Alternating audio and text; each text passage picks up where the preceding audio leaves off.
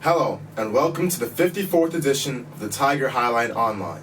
This week, we are featuring stories about an emerging young runner, steps to an early graduation, and a hunting trip in the fields of Iowa.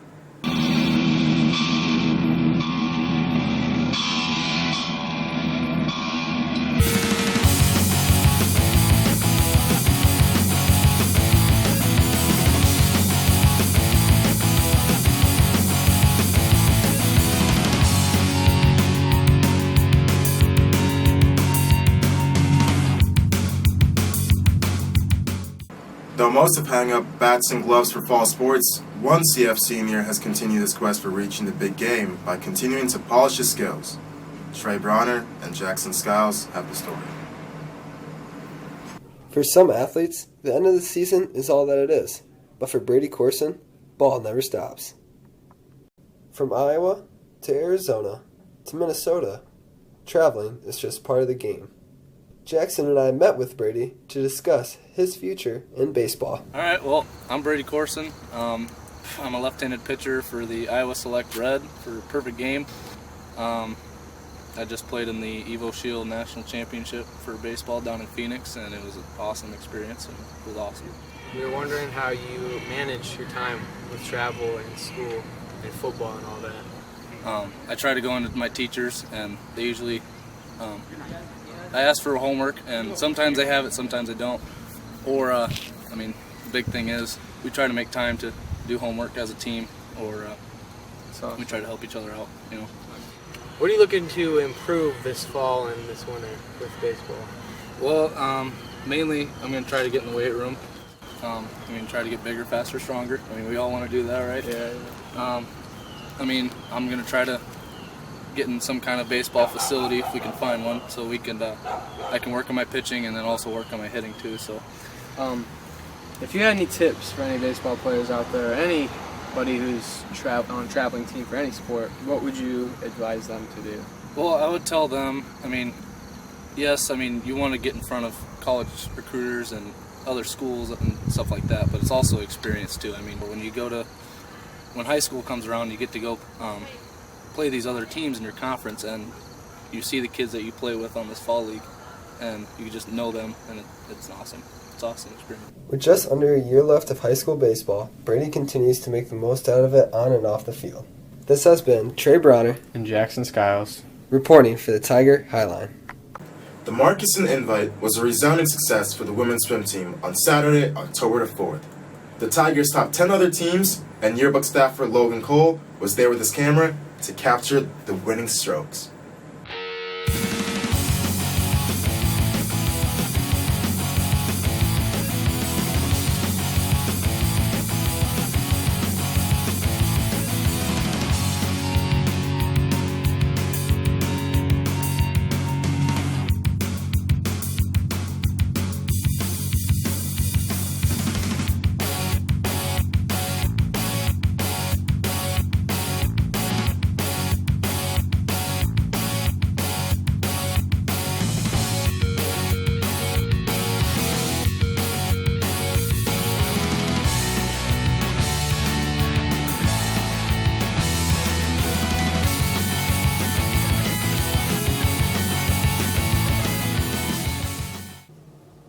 Early graduation is an option that annually attracts about 24 students who, as we've discovered, can't wait to start their new lives early. Alec Larson, Hunter Heisman, and Colton Peterson have to file the story on the steps to an early exit. So students, if they have the 45 credits at the end of the first semester of their senior year, are eligible for early graduation, or mid-year graduation is also another term that it's sometimes called. You have to fill out a form with your counselor and have your parents sign it and have Mr. Wedgbury sign it and have that returned by October 1st for it to be approved. And then you just have to have all your credits taken care of and everything done by the end of first semester. What I would say about early graduation is that the counselors sit down and they review the process with the students. They check the students' grades, they check their credits, they make sure that all items are in place in order for them to graduate at semester. That all then comes to my plate, and I kind of review it just to make sure that everything is in place and provide the final signature and approval. So that's really my involvement, but the counselors probably have more of a direct involvement to check transcripts and make sure that all things are in place. I'm graduating early because 1, school sucks. Who wants to be in it? And 2, I just want to work and get money. Because I don't like school that much and I just want to get it over with. I am graduating early because I would like to pursue my tattooing career and hopefully achieve that soon. Well, I'm graduating early because school is a waste of time. All you do is you come here all day, you don't make any money, and you just sit and learn nothing. So that's why I'm graduating early, so I can make more money. Well, and we usually have probably between, it depends, around 30 kids a year do that. I think, some kids do it just because they are tired of school and they just want to be done with school. Some students might start college during second semester, but, one of the arguments we always have against that is that you could be taking college classes here for free. But a lot of kids, like I said, I think mostly when they graduate early, they just want to be done, and maybe some of them might work before they start college. But there are students that actually go to other, go and move even and go to college. But I know I had a student just recently who went to University of Iowa, and they kind of talked him into staying second semester as well. So sometimes the colleges are, always kind of tell you too that if you can stay and get college classes at your high school, it's a good idea instead of taking college classes second semester. This has been Alec Larson, Hunter Eiselman, And Colton Peterson. reporting for the Tiger Highline. The men's cross-country team is filled with talent and well on its way to a strong postseason finish. But one pleasant surprise to the team has come from a sophomore. Adam Ehrenholz and myself give you the report. The Cedar Falls High School cross-country team is counting down the days till their state meet. They are well on their way with a first-place finish at their home meet, the Rich Engel Classic. They are led by first-place finisher Sam Schillinger, who is just a sophomore. He's as good as any young runner we've had, and our statistics would show that because we keep track of fastest times at each grade, and Sam was the fastest freshman we've ever had, and he's on pace to be the fastest sophomore we've ever had. Schillinger has been running his whole life as his parents are both runners. Even though he was the fastest freshman Cedar Falls has ever seen, he was unable to crack the varsity squad. But this year, his hard work is finally starting to pay off. Well, we put in a lot of work in the off season. In the winter, we got a lot of mileage in, and then track obviously helped with some of the speed a little bit. And in the summer, we did a lot of training. Even though he is often leading the pack, he still looks to the experienced seniors as leaders. I like Sam. He's a nice guy. So I just run in practice, and he kind of just does what I do. So now he's a beast. Well, I've been running with Chongo for a while now, and I just pay attention to all the little things that he does, and I note those, and that just motivates me to do a lot of different things, and I see that, and I learn from what he does. There's no competition. We kind of just love each other. But I beat him most of the time. Beat me last time. I feel like his advice is good and his leadership is very strong. What I like with them, they look at Sam as they see someone who's very humble, who works very hard and deserves what he gets. And if anything, people know that the success he's having has come from hard work. I've just been trying to lead by example and doing the right things and showing the younger guys what it takes to be varsity. And Becker has high hopes for the sophomore as the rest of his high school career continues. I think he's on pace to be one of our all-time best runners.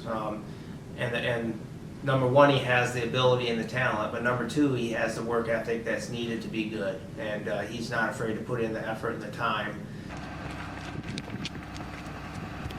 This has been Austin Anderson and Adam Ehrenholz reporting for the Tiger Highline Online. This week's featured podcast is a first for the Highline Online. It's a father and son's quest to pursue their love of the outdoors through bird hunting.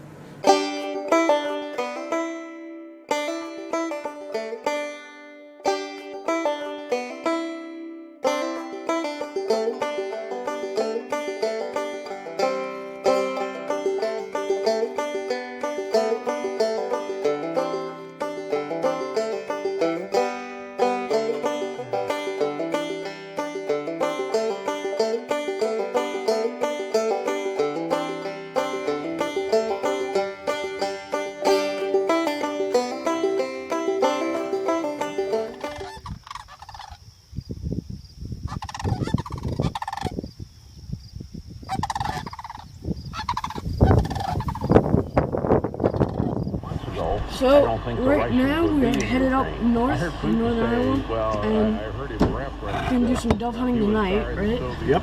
This afternoon, the camp set up. When we get there, and then what's these dove feathers floating around? Then we got duck season tomorrow. So should be pretty cool. We got the waders, right? Yep. Soviet Union was the biggest geopolitical.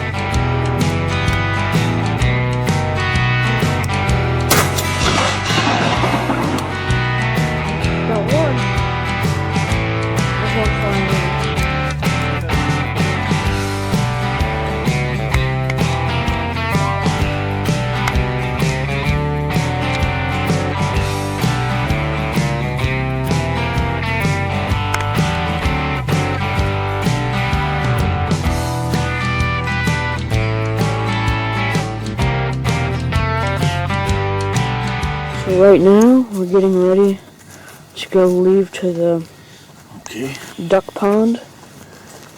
It's, let's see, 5:30 I think.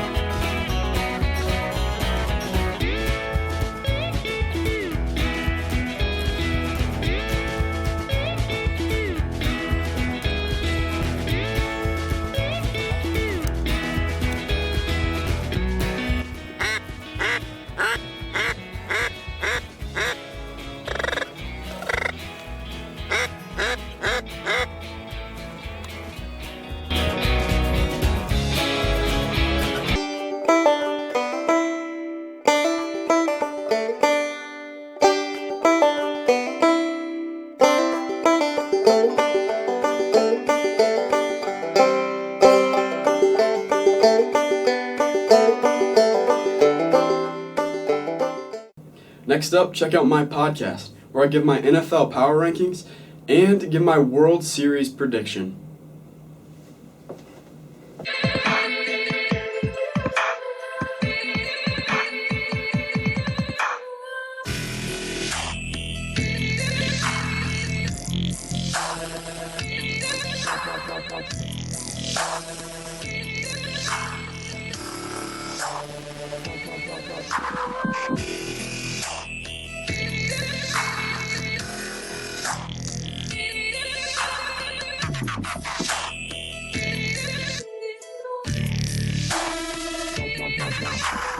Hello and welcome to Austin Anderson Sports Talk.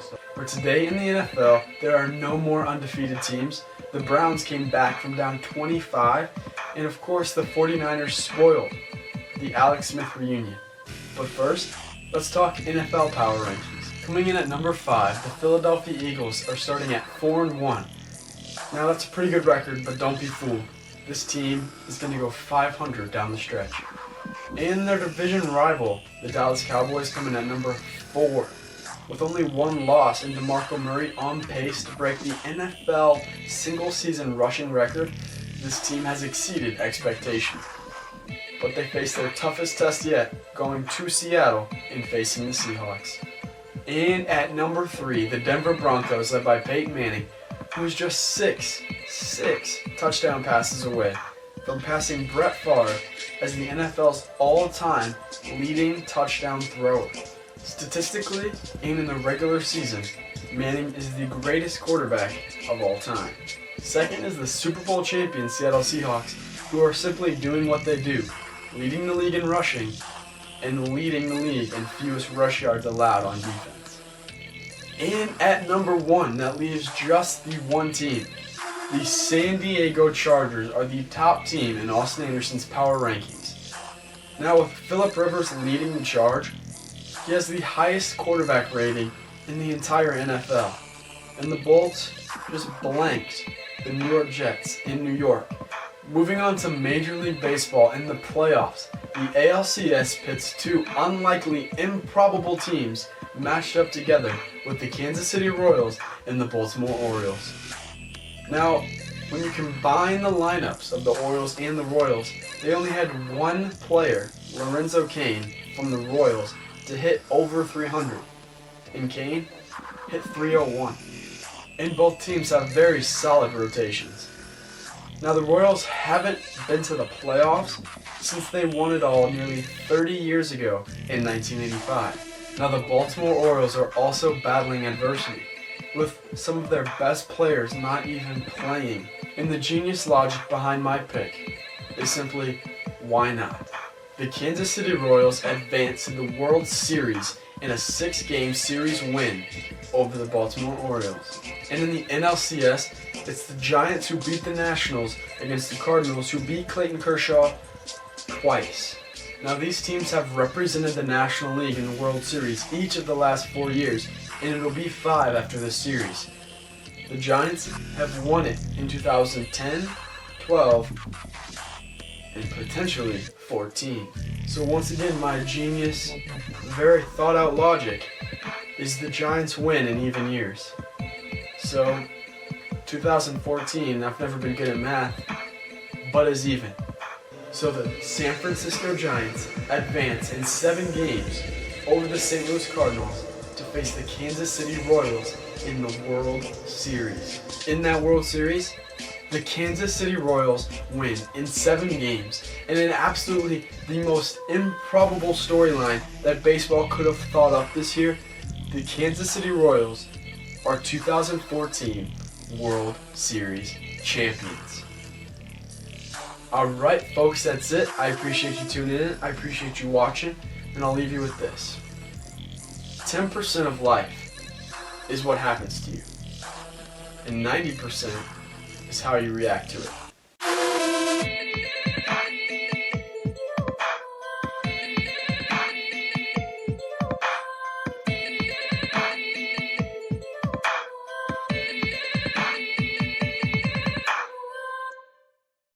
Well, that's a wrap for this week. Be sure to check out our website for archived news stories, side projects, and more podcasts. As always, keep it classy, Cedar Falls.